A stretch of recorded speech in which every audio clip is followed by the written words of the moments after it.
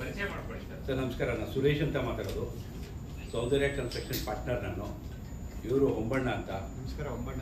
ಇವರು ಸೌಂದರ್ಯ construction partner. ಇವರು ಸುಧೀಂದ್ರ ಅಂತ ಮ್ಯಾನೇಜರು ಸೌಂದರ್ಯ ಕನ್ಸ್ಟ್ರಕ್ಷನ್ನು. ಇವರು ನಾಗಭೂಷಣ್ ರೆಡ್ಡಿ ಅಂತ ನಮ್ಮ ಅಡ್ವೊಕೇಟು. ಅವರು ನನ್ನ ಮಗ ಪ್ರೇಮ್ ವಾತ್ಸವ್ ಅಂತ.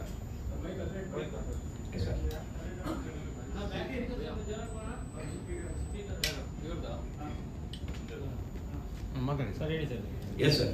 ಸರ್, ಇವಾಗ ನಾನು ನಿಮ್ಮ ಹತ್ರ ಬಂದಿರೋದು ನಾನು ಯಾರು ಅನ್ನೋದು ನಿಮ್ಗೆ ಗೊತ್ತಿಲ್ಲ. ಅನಿವಾರ್ಯ ಕಾರಣದಿಂದ ನಾನು ನಿಮ್ಮ ಮುಂದೆ ಬರಲೇಬೇಕಾಗಿ ಬಂತು.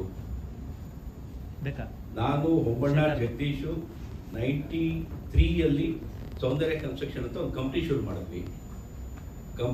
ಮಾಡಿದ್ವಿ. ತುಂಬ ಚೆನ್ನಾಗಿ ನಡೀತಾ ಇತ್ತು. ಒಂದು 20 ಪ್ರಾಜೆಕ್ಟ್ ಮಾಡಿದ್ದೀವಿ.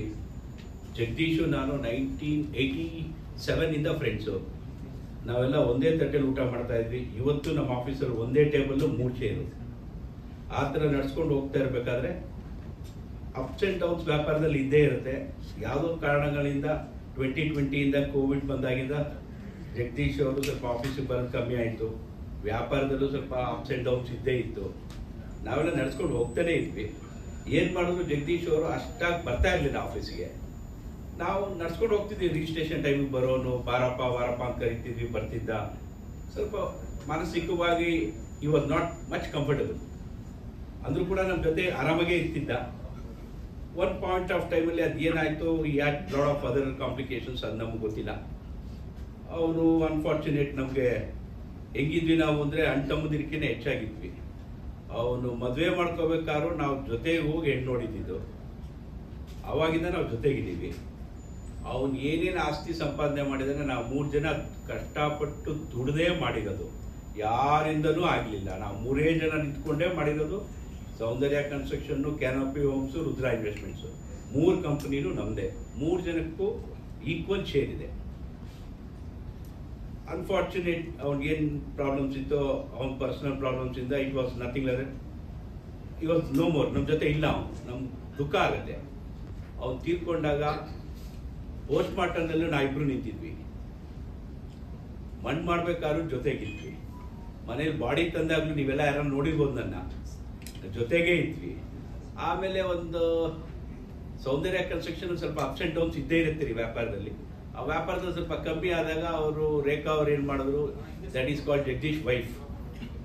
ಜಗದೀಶಲ್ಲಿರೋ ಹೆಸರಲ್ಲಿರೋ ಪ್ರಾಪರ್ಟಿ ಎಲ್ಲ 2020 ಎಲ್ಲ ಆ MNSಗೆ ರಿಜಿಸ್ಟರ್ ಮಾಡಿಸ್ಕೊಂಡ್ರು. ಬ್ಯಾಂಕಲ್ಲಿ ಸಾಲ ಇದ್ರು ಕೂಡ ರಿಜಿಸ್ಟರ್ ಮಾಡಿಸ್ಕೊಂಡ್ರು.